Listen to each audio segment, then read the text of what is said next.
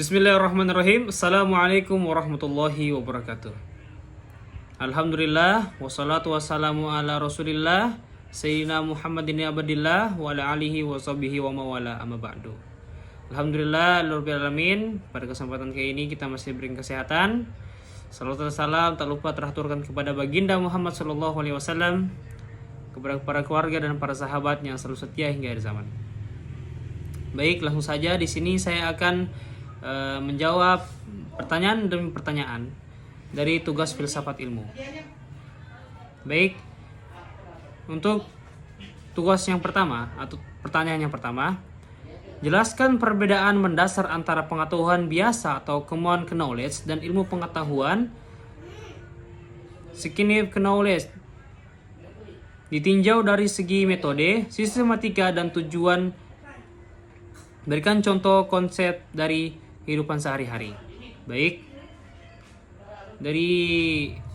jika berbicara mengenai dua pandangan ilmu tersebut, dari namanya saja sudah mengandung perbedaan, otomatis juga dalam pandangannya juga akan memiliki pandangan masing-masing. Kita akan melihat dari pandangan yang pertama, itu dalam pandangan metode. Pengetahuan biasa diperoleh melalui pengalaman sehari-hari, kebiasaan, intuisi atau warisan budaya, tidak melalui proses pengujian yang sistematis. Contohnya, orang tua mengatakan bahwa jika hujan turun dan langit berwarna merah saat senja, berarti besok akan panas. Itu contoh dalam kehidupan sehari-hari. Sedangkan dari ilmu pengetahuan diperoleh melalui metode ilmiah yang sistematis, pengamatan, perumusan masalah, hipotesis, eksperimen, analisis, dan kesimpulan harus dapat diuji dan direplikasikan. Contohnya seperti meteorolog memprediksikan cuaca esok hari menggunakan data atmosfer dari satelit, model matematika, dan situasi komputer. Selanjutnya, dalam pandangan sistematika, pengetahuan biasa tidak tersusun secara sistematis atau terorganisir dalam satu keterangan teori. Informasi seringkali bersifat fragmentaris dan tidak terdokumentasi. Contohnya, keyakinan bahwa meminum air kelapa dapat menyembuhkan panas dalam. Itu dalam contoh kehidupan sehari-hari. Adapun dalam pandangan ilmu pengetahuan bisa disusun secara sistematis dalam bentuk teori hukum, konsep, dan model informasi terdokumentasi dan bisa ditelusuri asal-usulnya. Contoh dalam kehidupan sehari-hari, studi ilmiah menunjukkan bahwa air kelapa mengandung elektrolit dan dapat membantu rehidrasi, tetapi bukan mengobati utama untuk infeksi. Selanjutnya, dalam pandangan tujuan, pengetahuan biasa bertujuan untuk mempermudah kehidupan sehari-hari berdasarkan pengalaman praktis, tidak mencari kebenaran universal. Contohnya, mengetahui bahwa jika nasi disimpan terlalu lama di suhu ruang, maka akan cepat basi. Sedangkan dalam pandangan ilmu pengetahuan bertujuan untuk mencari kebenaran secara objektif, menjelaskan fenomena alam, sosial, dan bisa diaplikasikan dalam berbagai konteks secara konsisten. Contohnya seperti penelitian mikrobiologi tentang pertumbuhan bakteri pada nasi pada suhu tertentu untuk menentukan batas aman konsumsi. Baik, itulah jawaban dari pertanyaan yang pertama. Baik, selanjutnya di sini saya akan menjelaskan menjawab pertanyaan yang kedua, yaitu analisis bagaimana aspek ontologis dan aksiologis ilmu berperan dalam menentukan arah dan dampak dari pengembangan teknologi saat ini. Berikan contoh kasus aktual sebagai pendukung. Baik, yang pertama adalah aspek ontologi. Ilmu aspek ontologi berkaitan dengan hakikat realitas atau objek yang dikaji oleh ilmu. Peran dalam perkembangan teknologi. Ontologis ilmu mempengaruhi fokus dan batasan teknologi. Misalnya, apakah manusia hanya dianggap sebagai sistem biologis, makhluk sosial, atau entitas digital. Yang kedua adalah aspek aksiologis ilmu. Aspek aksiologis berkaitan dengan nilai-nilai etika dan tujuan dari ilmu. Ini menyatakan untuk apa ilmu dan teknologi dikembangkan, apakah untuk keuntungan ekonomi semata, kesejahteraan manusia, atau pelestarian lingkungan. Peran dalam pengembangan teknologi. Aksiologi menentukan apakah teknologi dikembangkan hanya demi efisiensi dan profitif atau juga mempertimbangkan dampak sosial, lingkungan, dan moral. Contoh kasus atau aktual. Ontologis ini mempengaruhi arah pengembangan, fokus pada efisiensi, kecepatan, dan kememorisan data dan otomatis. Aksiologi, jika aksiologi berorientasi kepada teknologi bisnis, maka muncul isu seperti pengangguran akibat otomatis biasa, algoritma, dan privasi data. Itulah jawaban dari pertanyaan yang kedua.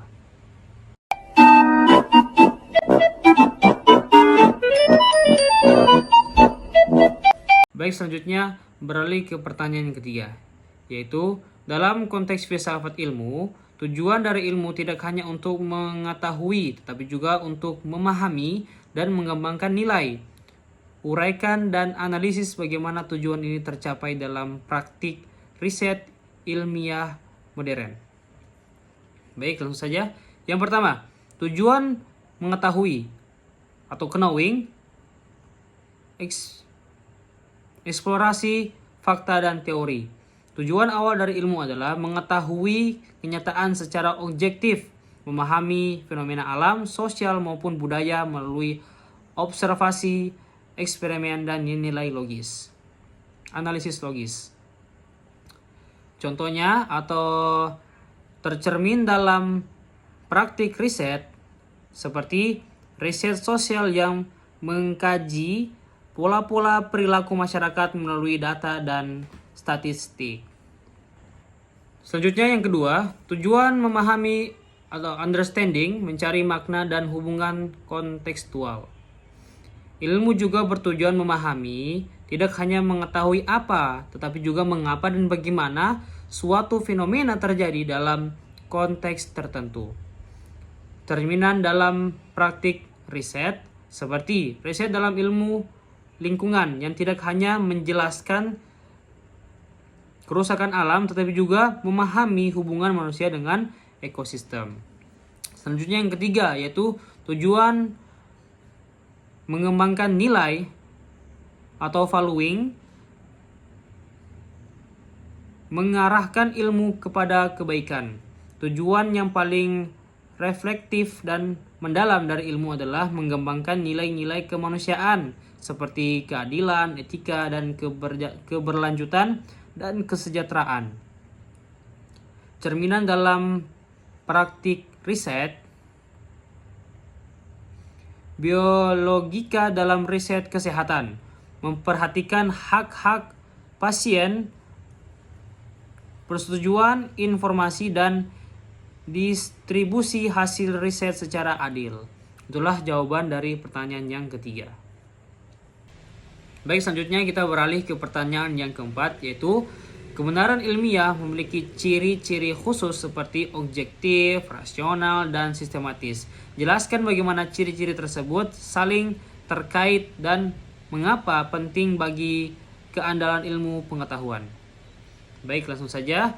Yang pertama adalah objektif. Bebas dari prasangka dan kepentingan pribadi. Kebenaran ilmiah tidak dipengaruhi oleh opini, emosi, atau kepentingan individu. Tetap penelitian harus berusaha menilai dan melaporkan data sesuai dengan fakta yang ditemukan. Hubungan dengan nilai yang lain, objektivitas hanya bisa dicari jika peneliti menggunakan penalaran rasional dan langkah-langkah sistematis agar data bisa diuji dan dikritisi oleh siapapun.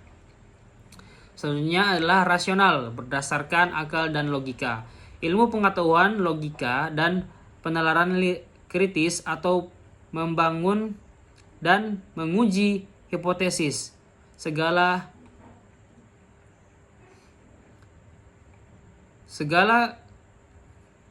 klaim ilmiah harus dapat dijelaskan secara logis dan masuk akal.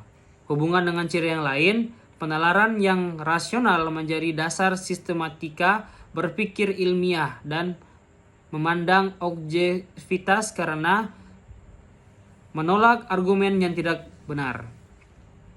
Selanjutnya yang ketiga adalah sistematis, mengikuti prosedur dan urutan langkah ilmiah. Ilmu berkembang melalui metode ilmiah, observasi, perumusan masalah, hipotesis, eksperimen, analisis, dan kesimpulan. Pendekatan ini menjamin kejelasan alur berpikir dan replikasi hasil. Hubungan dengan ciri yang lain, sistematis menjamin bahwa proses riset tidak bergantung pada intuisi mata, melainkan rasional dan terbuka untuk dikritisi dengan cara objektif. Itulah jawaban dari pertanyaan yang keempat. Baik, selanjutnya beralih ke pertanyaan terakhir, yaitu pertanyaan yang kelima, yaitu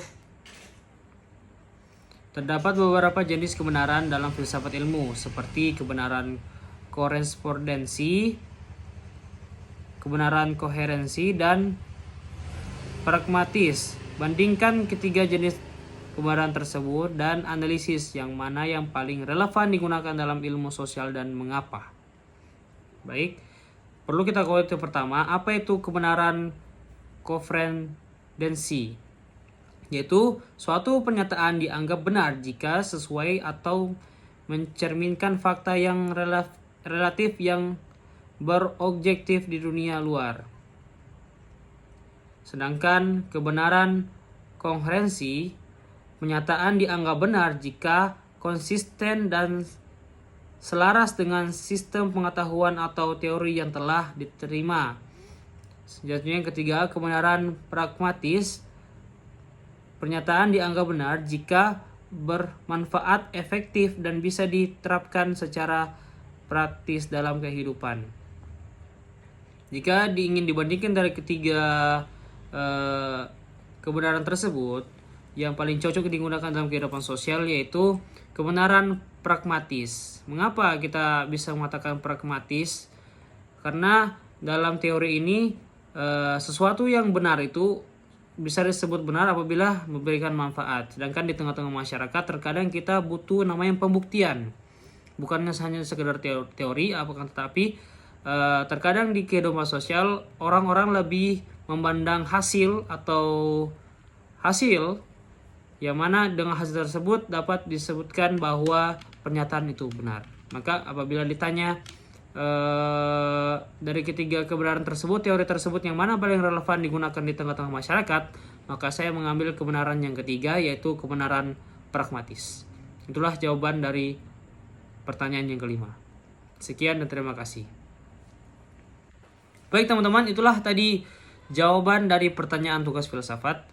Saya rasa apabila ada kesalahannya itu datangnya dari saya, dan ada kebenarannya itu datang dari Allah Subhanahu wa taala. Astaghfirukum min jamil akhta. Assalamualaikum warahmatullahi wabarakatuh.